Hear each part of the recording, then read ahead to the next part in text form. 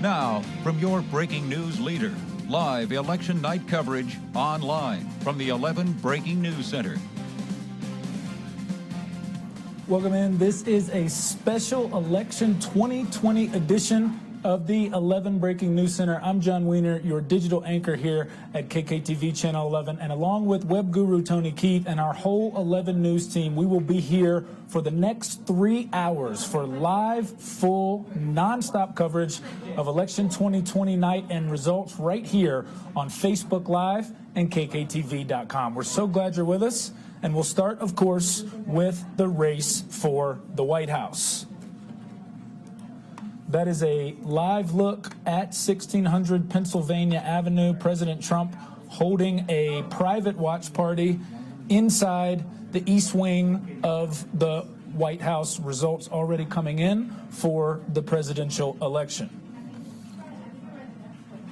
The headquarters for the Democratic nominee Joe Biden in Philadelphia, Pennsylvania. Also a live look. These are all live looks, which we'll be doing for the next 3 hours. The stage set for Joe Biden there in Philadelphia, Pennsylvania, the home of his campaign headquarters in a hotly contested state in election 2020. And also the scene developing in Washington, D.C., right outside the White House.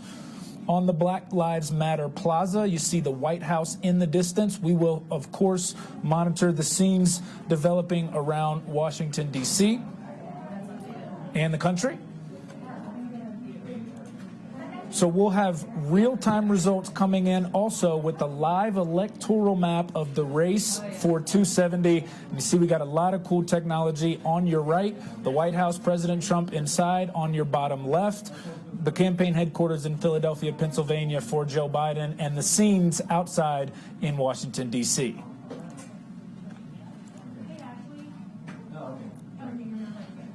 Now, of course, we're tracking all of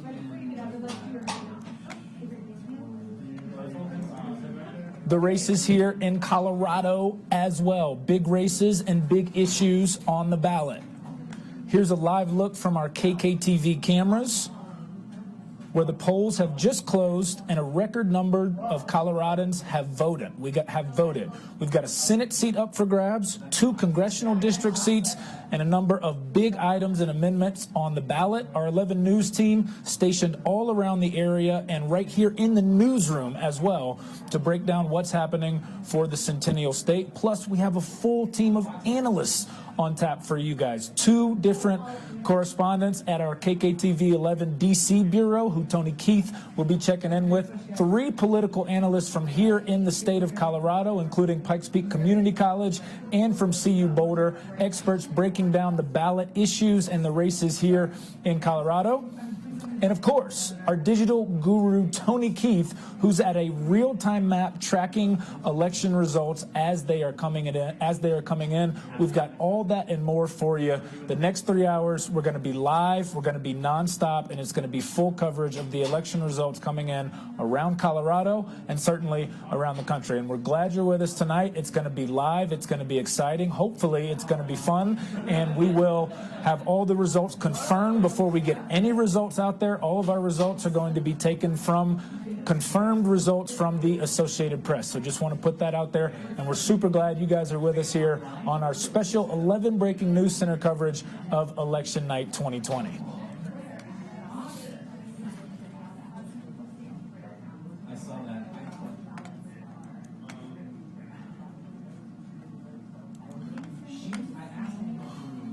Well, let's check in now with the guru, Tony Keith, who's standing by, and he's got live results coming in and an interactive map to take us through it. But I'll go ahead and toss it over to Tony. Tony, good to see you. What do you got tonight?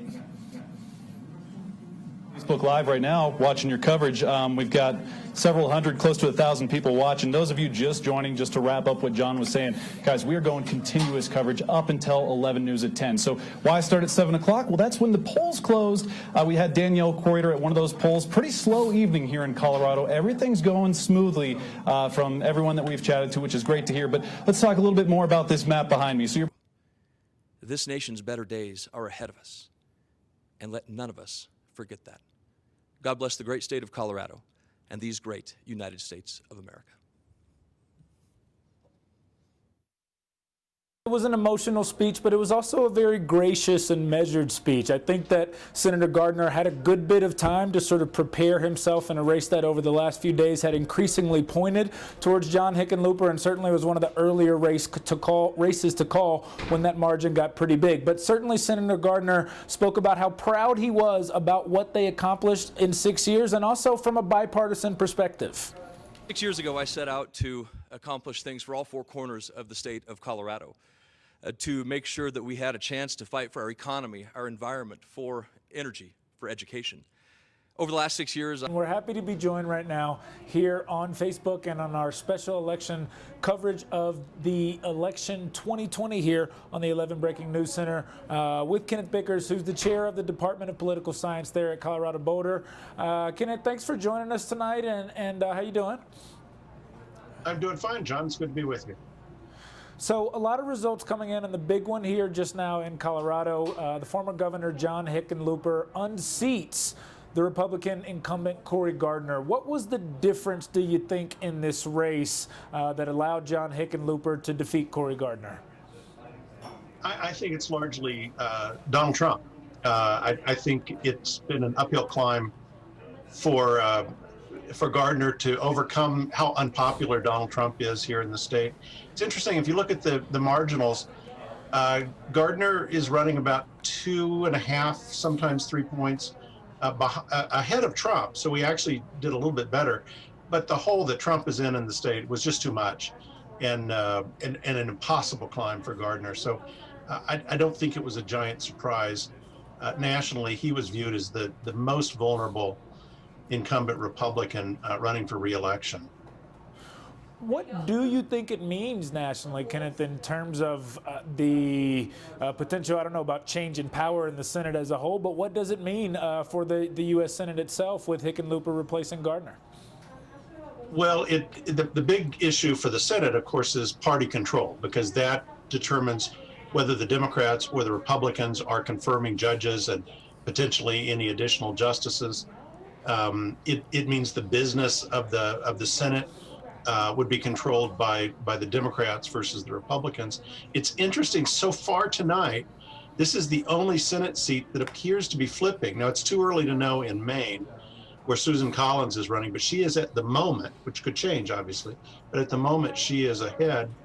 And in some other races where it was feared that Republicans would lose, Democrats were counting on the Republicans losing. South Carolina, Lindsey Graham has been declared the victor by a comfortable margin. North Carolina, interestingly enough, all the polls showed that Cunningham was going to win that race. He is behind at the moment. Again, that could change. Georgia looks pretty good for the Republicans. There will almost certainly be a runoff. Georgia, you have to win at least 50% of the vote, or you have to go to a special runoff election in about 4 weeks. And the second of the two, they had a special, they had 2 senators on the ballot. And so it's almost certain that there will be a runoff in Georgia. But at that point, it won't be Trump on the ballot. It'll just be that election. So it looks like the Republicans might actually hold on tonight to their Senate majority, or at worst, maybe it'll just be a dead tie, which means the vice president has to break all the ties, which means that the presidential contest is really important, because that would determine whether it's Kamala Harris or Mike Pence breaking those ties.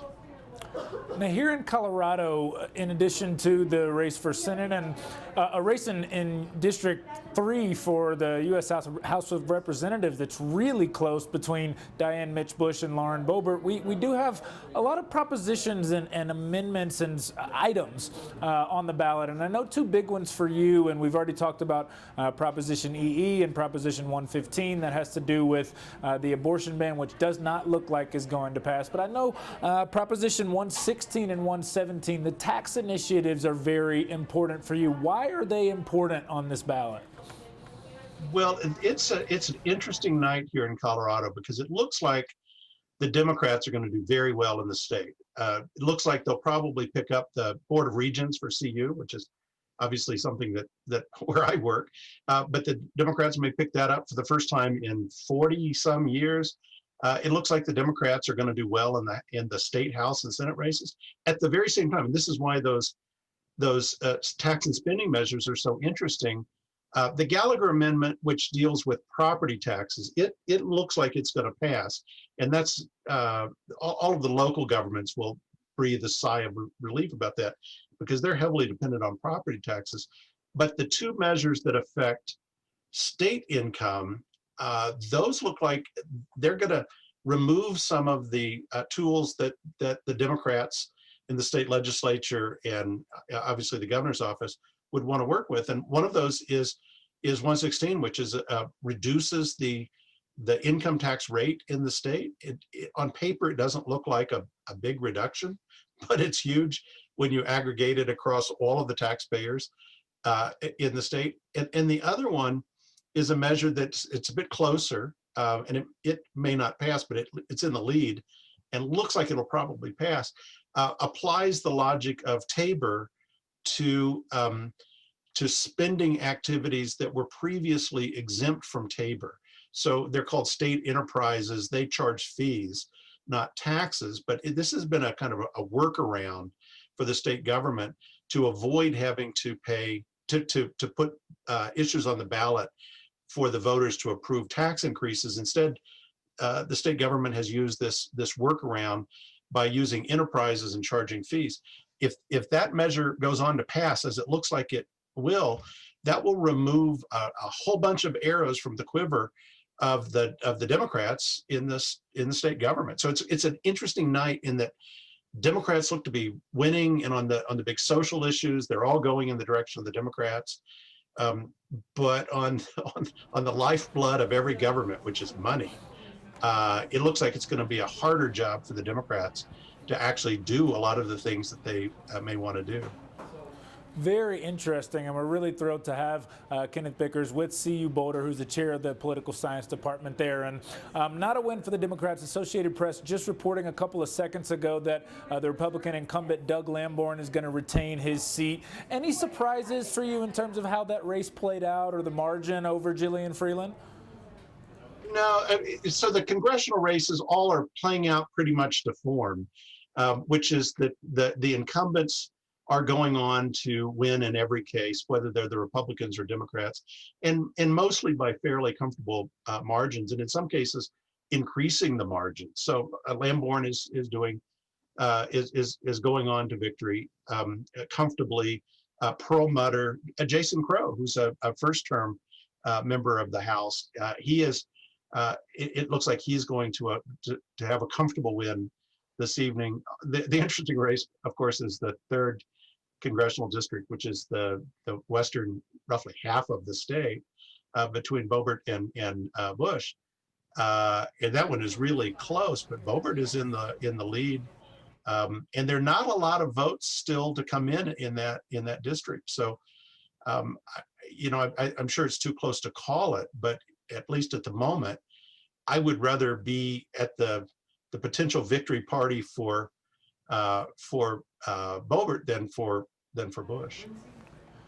And a bit of history made there as well in terms of either winner will be a woman representative. It's the first time in that race in the district that 2 women have squared off for that seat. Also some history being made, Kenneth, just the voter turnout in general in Colorado and really across the country. How much do you attribute that to the presidential election, or are there other factors for you?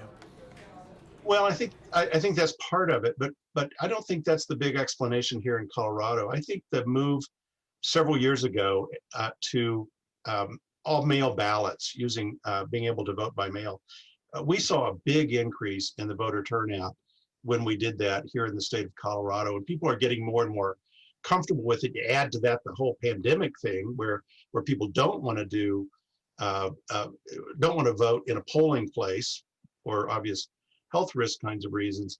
But it's just a whole lot easier to vote if you've got a ballot sitting on your, on a table in the kitchen or living room or someplace where you can pick it up and vote at your convenience. We're seeing that happening in other states across the country that made it much, much easier to get absentee ballots, which are kind of equivalent to our mail-in ballots here in Colorado, and particularly states that mailed them basically to every active voter. And so that meant that a lot more people had ballots at home and could work, could turn those in. So we're seeing a higher turnout nationally, but particularly in the states that adopted, because of the pandemic, a method of voting that we've been using here in Colorado for some time now. Yeah, makes a ton of sense. And I know you've been tracking the race to the White House and the race to 270 electoral votes. What's your take and sort of prediction on how things stand right now and what we'll see the rest of the night? Well, the simple prediction is that pollsters are going to be looking for new jobs because they did not do a very good job in very many states capturing the presidential, whether it's Biden or Trump in the states that are winning. The margins are much, much tighter than all the polls suggested. And it looks like a night that could be a lot like 2016. Right now, there really are no states that Trump needs that have slipped away from him yet. There's some that are still too close to call, but the betting markets, the probabilities that were assigned by people like Nate Silver and The Economist and so forth, we're predicting a huge night for Joe Biden, the kind of big night where we could all go to bed by 10 o'clock and wake up the next morning knowing that Biden was the president. I don't think that's going to be the case. And it looks like it could be a very good night, as it was 4 years ago for Donald Trump. A very good conversation with Kenneth Bickers with CU Boulder, the chair of the political department there. Kenneth, thank you so much for joining us. This was really a great conversation, and enjoy the rest of the night. Hope we get to check in with you again. I'm not sure exactly what our plan is here for the next hour and 20 minutes, but it's been a treat, so thank you. All right. Well, have a good evening. Take care. You too.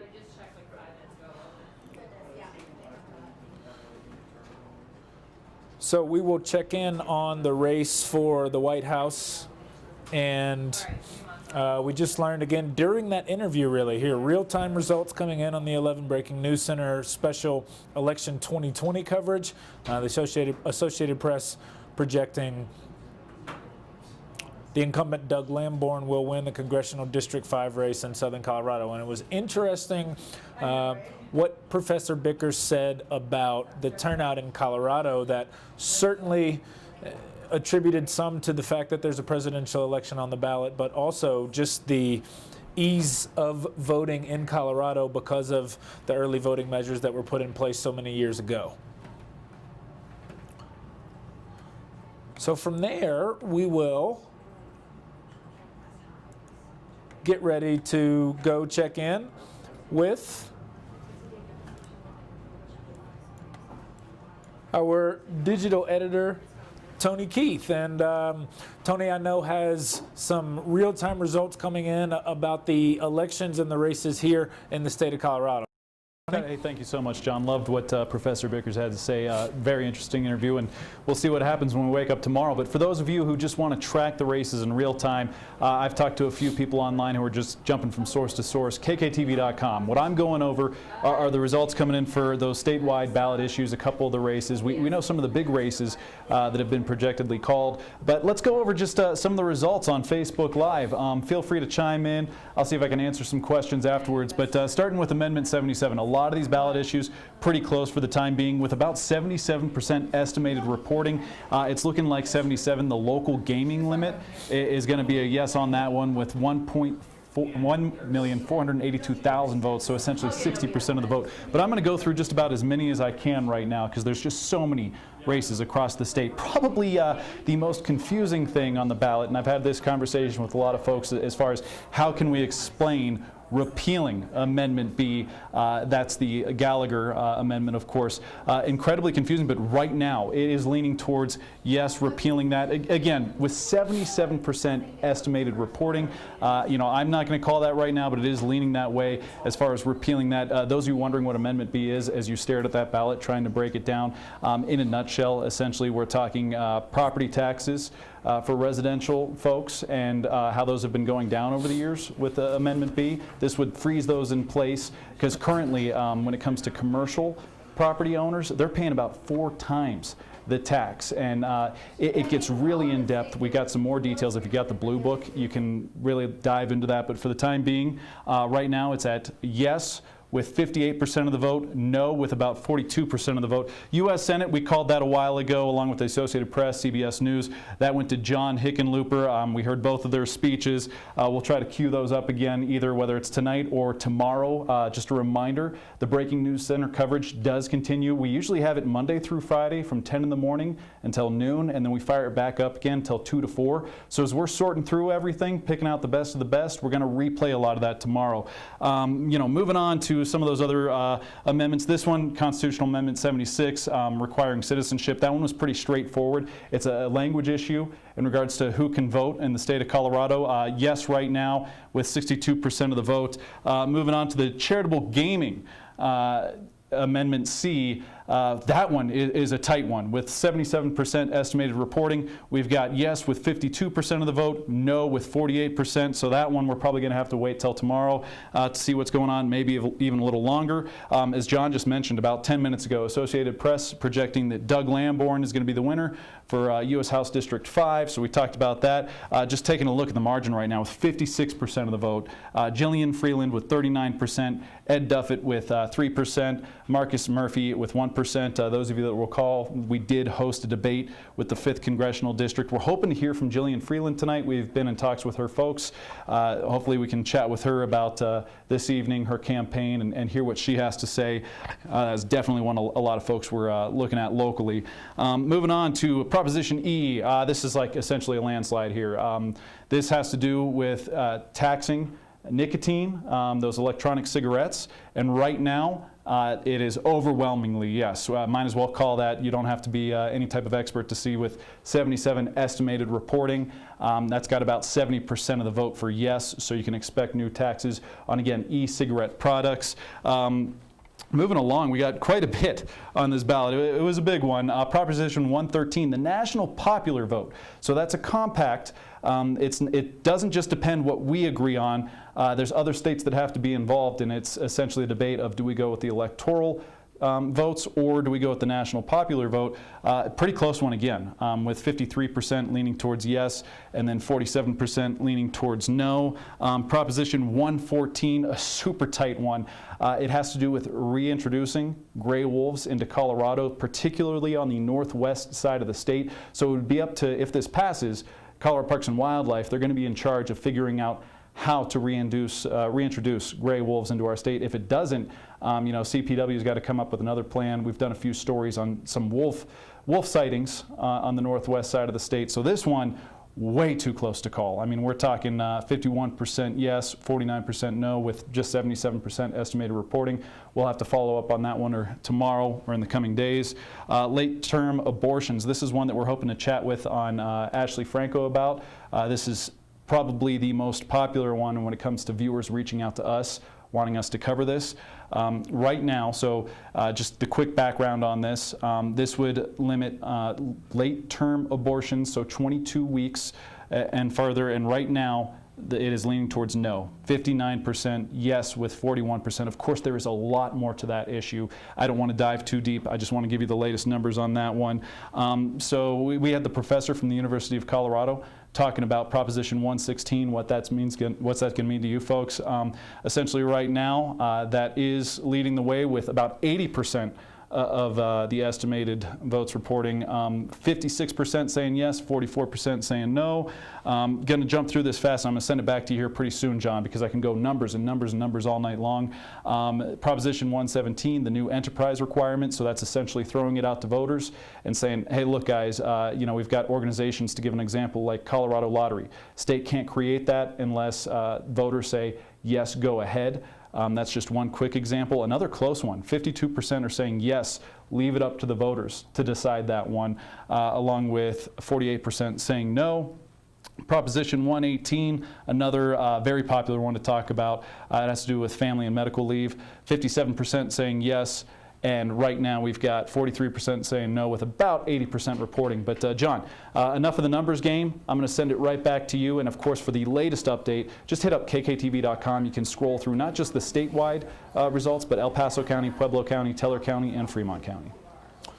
Thank you so much from digital editor, web guru Tony Keith, doing a great job keeping us on track of all of the races and the propositions and items here in Colorado. So I know over the past 2 or 3 minutes we've had some of those items called officially, so we're going to check in with our newsroom as well on that and take a look at the updated standings in the race for 270 and the race for the White House and see what's been called, what hasn't, what's still hanging up in the air in terms of the presidential election between President Trump and Joe Biden. And again, also, I don't remember if Tony talked about it or not, there was a lot to get to. It's a really, really close race. The closest race in Colorado by far tonight is the House District 3 seat up for grabs with the Republican Lauren Boebert and the Democrat Diane Mitch Bush. That one is about a dead heat, neck and neck, 49% to about 48%. We talked with Kenneth Bickers from CU Boulder, and he said, look, if I had to choose a victory party to be at right now, it would probably be Lauren Boebert's in terms of where that one might go, but that one is an extremely, extremely close race here in Colorado. You get a look at the popular vote right now across the country with 51% of the vote in. President Trump, who lost the popular vote in 2016, leading in the popular vote this time around. And Utah, we might have a fake punt there with the graphic, but I believe, well, we'll wait until we have everything confirmed. You see there, President Trump wins Alabama. Also, a Senate seat changing hands there. Many thought the Democrats could take control of the Senate tonight, but in Alabama, it's the Republican Tommy Tuberville, the riverboat gambler, the former Auburn football coach. That's what they called him back in his days.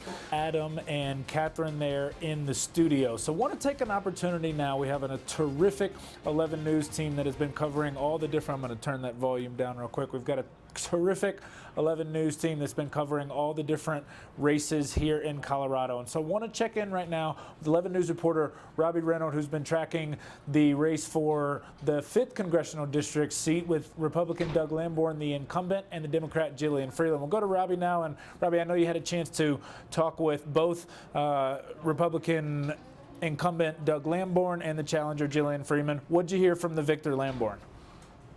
Well, John, really, one of the things that Lamborn's really focused on is bringing Space Command to Colorado Springs. He hit on that not only in the first question when I actually just asked him how good it felt just to, win election, but win re-election, but also in follow-up question, too, he really hit on that as something he wants to focus on with D.C. Right now, we're kind of in a temporary spot with now Space Command, but he wants to make that a full-time thing. So it's very much something he focused on. Ask him, too, a little bit about the pandemic and what he's hoping for. He really pushed on wanting to see a vaccine and really want to emphasize that when he goes back to Washington as well. So those are just some of the things that we can see to him. Obviously, he was in very bright spirits tonight, Don, after getting those report. What was the tone from the Democratic challenger, Jillian Freeland, who got, and Robbie, correct me if I'm wrong, maybe it was 35 to 40% of the vote? Actually 39%, John, and it was pretty interesting to watch that develop. Initially, Lamborn had a pretty sizable lead just from early voting, but she actually, Freeland caught on pretty quick, getting into 133,000 votes, almost 134,000 compared to Lamborn's 191. So pretty good for someone challenging someone like Lamborn, who's held the seat since 2006. So pretty good numbers there. Freeland told me that she was really focused on health care. She has a medical background. That's something she was hoping to do, and she's hoping that that's something that Lamborn will focus on in the future, obviously with this pandemic, and also something she's going to try to continue to be an activist for, despite not winning this election. And Leslie, I know you've been following this campaign really from the get-go. What stood out to you about the race? I know Lamborn has been the victor here for a while, but what stood out to you just sort of looking back on this race?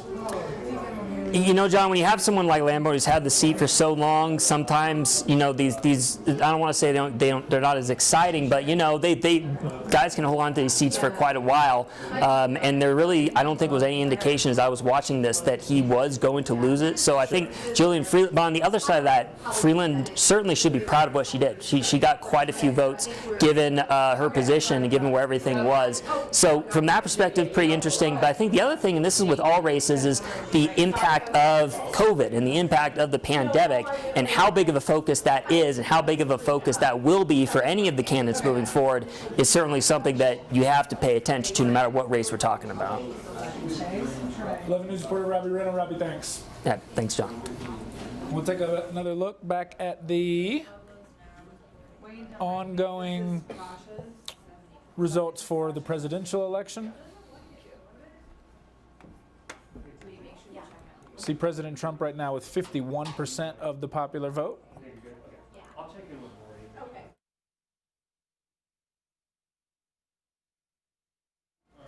And we get a look at the electoral map with 168 now for the former Vice President Joe Biden. Of course, California just being declared by CBS News. That's a whole big whopper of a state in terms of deciding the electoral map. Thus far, by my count, only one state has gone to the Democrats and Joe Biden that President Trump won in 2016, and that is Arizona. So we're live here for a third hour on Facebook tonight. Special coverage from the 11 Breaking News Center on Election Night 2020. Now, what you're looking at right now, guys, and thank you for joining us here on a long night of Election 2020 night here on Facebook Live, is the developing race for the U.S. House District 3 here in Colorado. This was even closer about 15 minutes ago. You see Lauren Boebert leading Diane Mitch Bush by about 51% to 46%, but only about 15,000 votes or so. So really excited to welcome in right now also our political analysts again from Pikes Peak Community College, Dr. Rick Foster, Dr. Elsa Diaz. And guys, thank you for joining us tonight. And I just want to start, and Dr. Diaz, we'll start with you. Does the closeness of this race surprise you? I'm not sure if it does really surprise me. I mean, I think it was a Republican district with an incumbent until this year's primary that was fairly well respected in the area. I think that Ms. Boebert seems to be a little bit more polarizing maybe than we expected for the district. What is really interesting about the district is that we have two women sort of fighting to represent Colorado, which I'm sure that Diane DeGette would probably enjoy their company to sort of make our congressional team a little bit more diverse gender-wise. So in that regard, I think it's an interesting race. It's really close. I mean, it's like 15,800 some votes. I mean, it's a very close race. Sure. And given how diverse the district is, it does not make. I mean, it makes it for an appealing race to watch.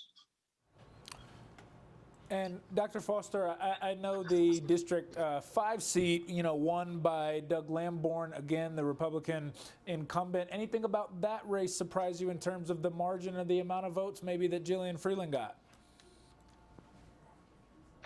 You're gonna have to tell me what the margin.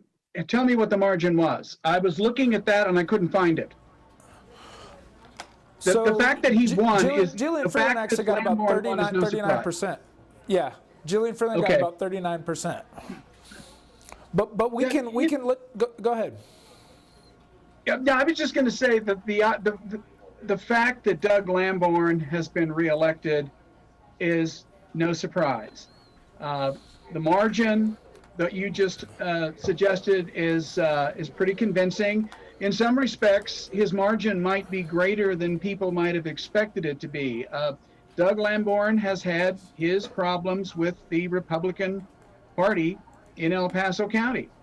But the voters obviously like him, and they're sending him back to Washington for 2 more years. So that's certainly no surprise. Dr. Foster, what stood out to you in terms of all of the propositions on the ballot tonight, in terms of the things that have been decided? I was surprised. Well, no, I'm not going to say I was surprised. I was not surprised that the income tax amendment is passing. And the last I saw, the proposition on enterprises was passing, but it was very, very close. And that kind of confirms what I had suspected, that even though Colorado is blue, when it comes to our pocketbooks, we're a little more red. So no surprises there. I was somewhat surprised that the voters approved the proposition that would allow Cripple Creek, Blackhawk, Central City to set their gaming, the new games, and set their own wagers. I was surprised. I really thought that that one would not pass. So I was surprised by that.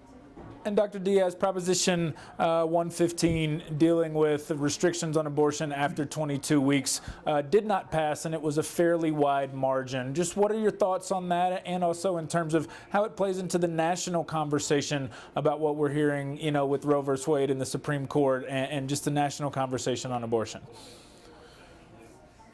Well, we will continue to be a state that will support abortions as sort of as already established in the state. As far as the national dialogue will go, I mean, whatever happens at the Supreme Court will happen there. I think it might be that other states might be more ready to bring this issue to the Supreme Court. I don't think Colorado will be one of those states necessarily. And I think it will be a chipping away of Roe v. Wade versus a complete sort of tearing down of Roe v. Wade, or for that matter of Casey v. Parenthood back in the 90s as well. So those two cases, I think, will be chipped away by the Supreme Court if they have an opportunity to do so, given the makeup of the court currently. But I think this will put, I think, Colorado in a very interesting position if that happens at the Supreme Court, because obviously Colorado voters, and by a fairly large margin, are not supportive of touching that issue. They want status quo. And so that will put us at odds with the Supreme Court, which, it could be just that we'll be at odds like we are at odds with federal government on the selling of pot. I mean, it could be could be one of those issues that will be at odds with the federal government. I want to go to both of you on this one, and really the race that we saw a change of hands tonight, and really one of the only races, surprisingly, at least in terms of what pundits were expecting in terms of the U.S. Senate race, is Cory Gardner losing his seat to the Democratic challenger, former Governor John Hickenlooper. For each of you, and Dr. Foster, we'll go back to you. What was the difference in this race? Why did we see this seat change hands? Because Colorado is deeper blue than we were 4 years ago. I really think it's that simple. Colorado is a blue state. The polls were consistently showing that Senator Gardner was going to lose. And I do think, in all fairness, we have to recognize that John Hickenlooper, successful 2-term governor, so a formidable opponent to face Senator Gardner. But I think I don't know what Republican would have done well in Colorado tonight.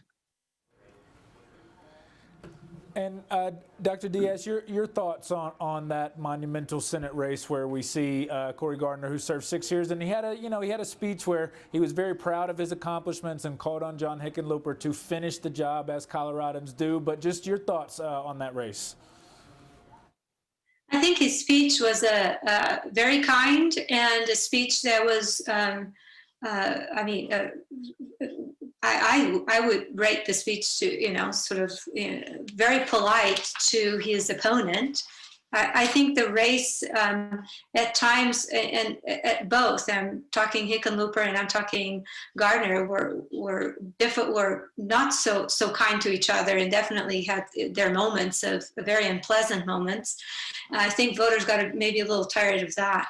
I think I'm not sure why folks were thinking that this race was a race not to be expected to be blue in a state that it's most certainly turning blue from purple. We've always had the purple state, and we are split ticket voters in this state. But it seems like this election sort of has created a space where blue is the new wave for Colorado, perhaps. Hickenlooper was not necessarily a big surprise. I mean, he was a successful mayor of Denver. He was a successful governor, and a very careful governor, let's put it this way. I mean, he was always very careful with sort of the business side of the vote as governor, and very attentive to extractable energies in the state of Colorado, where he was not going to hurt anybody's toes on that. So in that regard, it was sort of a very moderate I think, governor for the state of Colorado. He was not a governor that was pushing too far the Democratic agenda that many times the national might wanted him to. So I think when he goes to Washington, he's going to continue that tradition that he had as governor, much more careful, and I assume, given his previous, career in Colorado as a politician, that he will be thoughtful and he will be working on both sides of the aisle, because that's what he did in Colorado as governor. So I assume that's going to be the issue. I don't think he's going to pick up any politicized issues that are going to put anyone in Colorado too upset with him. Let's put it that way. So it was an expected win for Colorado. So. And finally, I just want to leave with this. Is there a path? I know you guys have been following the race to the White House tonight. Do you see a path for Joe Biden with what's ahead and what's behind to the White House, or do you think it will be President Trump winning again tonight for another 4 more years in Washington, D.C.? And Governor and Dr. Foster, we can start with you. Things have been changing so rapidly in some of these states on the basis of, I think, how the votes are coming in. It seems like some of the early votes get counted, and then some of the in-person votes get counted, and we go back to. So and some of the leads that we have seen Joe Biden have disappeared because of I think primarily because of the in-person vote that was pretty heavily Republican. Yeah, I think there's certainly a path for Joe Biden. I mean, if he can hold most of the blue wall, and if he can take Pennsylvania, I think Joe Biden becomes president of the United States. Dr. Diaz?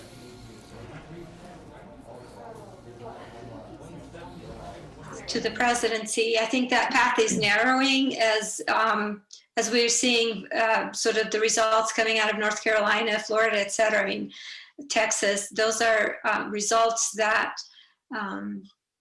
particularly think North Carolina, there's some hope in there, and there's some hope for Florida. So if you are in the Biden campaign right now, you were sort of hoping that you will get sort of the Rust Belt states and that you will get Pennsylvania. Arizona is looking somewhat positive at this point for Vice President Biden. We don't know for sure. I mean, it's a little early in the evening. While Colorado, we are way ahead of the national. We are pretty much almost done with this election in Colorado, right? But it does not seem that our fellow Americans are ready to claim victories easily in other states. So I think this is going to be a close race for Mr. Biden.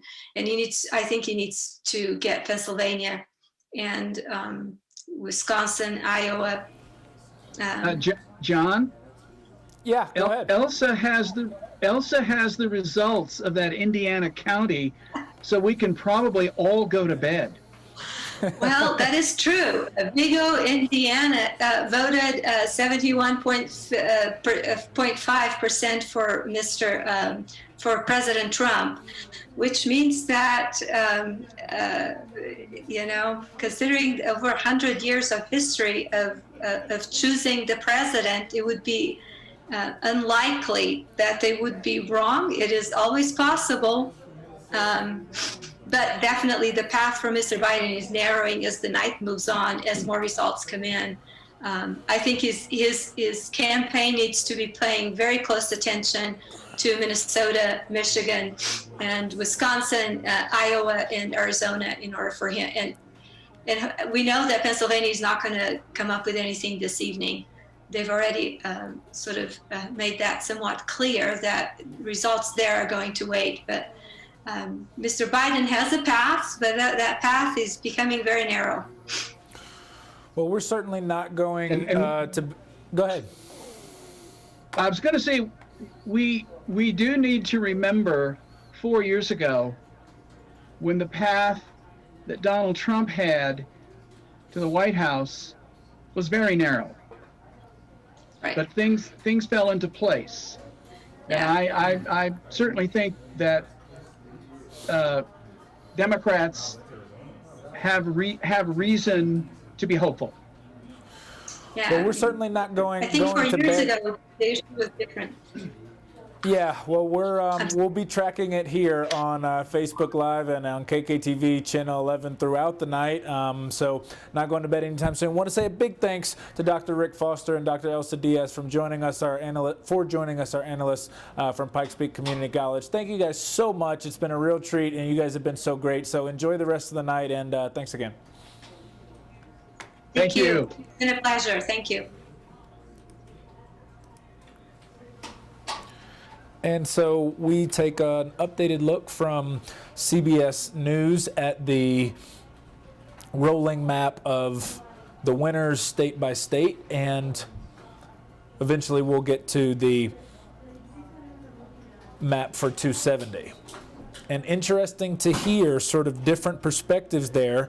Dr. Diaz say there is a chance, but the path certainly narrowing for Joe Biden. And we're live. We're into our third hour of coverage, Danielle, here on election night. And you've been out at the polling places here in El Paso County. Just sort of tell us what you've seen and what the feel has been like.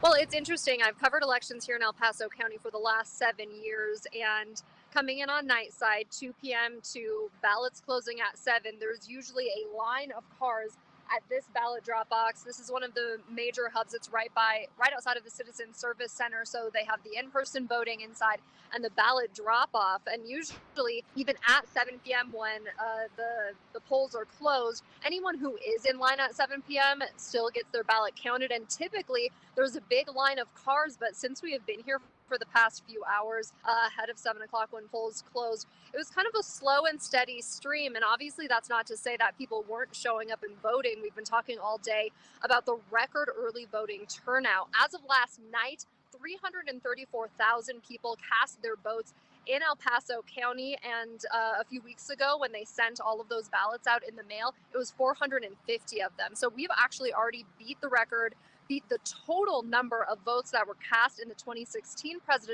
presidential election just with the early voting. And last year, the voter participation for active voters was at 70%. And so far with early voting, as of last night, El Paso County was at 73.4%.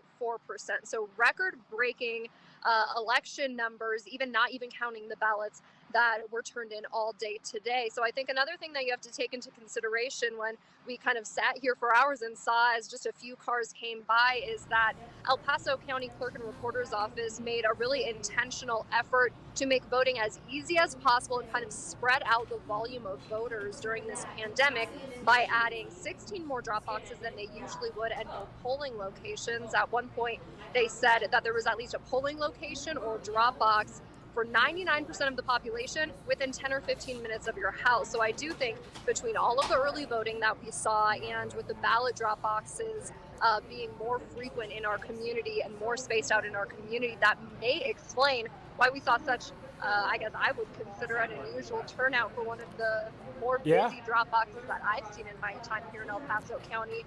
So it'll be interesting to see what the numbers are tomorrow when we hear the total number of voter participation in El Paso County. Yeah, it makes a ton of sense, in terms of record early voting, record mail-in voting, and those numbers, it was up above 3 million by about noon, which had already exceeded 2016's entire total, up to 80%, which is just a massive number. And Danielle, before we let you go, I know there were a lot of concerns about whether it was voter suppression or people's, having issues at ballot places. Have you seen or heard anything like that? From what we can tell, it's been pretty all clear on that front. Everyone seemed to be in pretty good spirits coming and dropping off their ballots. There were people honking and waving outside. We actually were here when election staff was standing by at about 6:58 p.m. because they can't touch the ballot boxes. They can't empty the ballot boxes until 7 p.m. So they moved over around 6:59 p.m. and they did a countdown as if it was New Year's almost to 7 o'clock. And some voters, there was about 2 cars that came in maybe 15 seconds before that 7 o'clock deadline, and they were able to get their votes in. But then as the election staff were pulling those ballots out of the ballot box at around 7:05, there were 2 or 3 cars that came and wanted to drop off their ballot. But these rules are very strict. If you're not in line by 7, which there was no line here, or if your ballot is not in that drop box at 7 o'clock, then your ballot can't be counted. And so there was a back and forth that we heard with a gentleman and one of the election staff, a man frustrated that his ballot wasn't going to count, but it was past 7 o'clock. So of all that we saw today, of the in-person voting and the ballot drop-off, that was the one confrontation we saw. But, you had weeks to get in your ballot, and the rules are the rules, and 7 p.m. is the cutoff. 11 News reporter Danielle Kreuter live on the scene in El Paso County at the Garden of the Gods polling place. Danielle, we appreciate it. Good stuff. Thanks. So we'll throw it back on our national projections here. And good stuff from 11 News reporter Danielle Kreuter. We just have a fantastic 11 News team here that's been doing a great job on the election coverage here on election night 2020.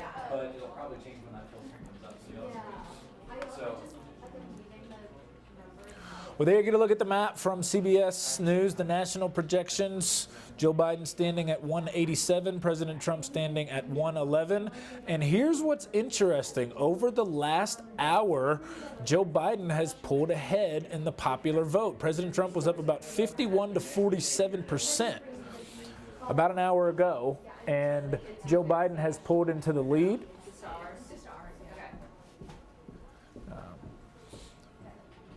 Really, in terms of the states that the president won in 2016, only one has gone to Joe Biden, but it's a fairly big one. Arizona goes Democrat for the first time since Bill Clinton won in 1996. So really still up for grabs, frankly, in an election that will certainly go late till tonight, and likely Pennsylvania's already reported that they're not going to record anymore tonight, and so President Trump is reported to be leading in Pennsylvania, but that state will not be called until tomorrow at the earliest, and a lot of results still coming in.